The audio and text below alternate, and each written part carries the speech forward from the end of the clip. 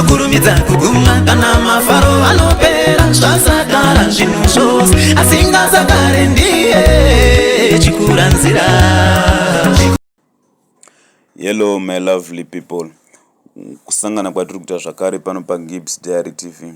Kana uri munyowani pathis channel uchingosubscribe ubaya the notification bell wokomenda wolike woshare kuitira kuti video redu rifambe.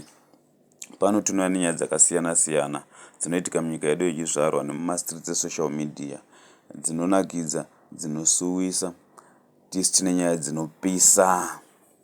Mhuri yeZimbabwe tinongoti rest in peace kuna Tatenda wekwapinjisi, uyo muimbi wesungura anova chizvarwa chemuno muZimbabwe akashayika nezuro manheru kuma9 dzeusiku kuchipatara mushure mekunge aita accident achienda kundoridza kulive show yake kuKadoma.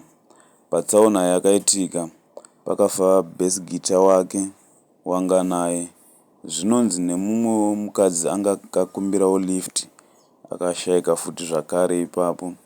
Tatenda Pinjisi akaita mukurumbirani song yake inonzi saina upinde murudo nemamwe masong akati wandei vana mutoriro.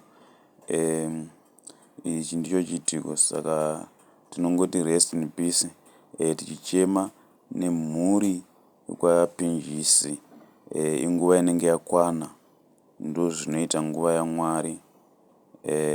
Kana Mwari atara hapana anozviramba. Thank you for watching our content. I really appreciate it. Usiku wasvika mambo chikuranzira ndiye chikuranzira.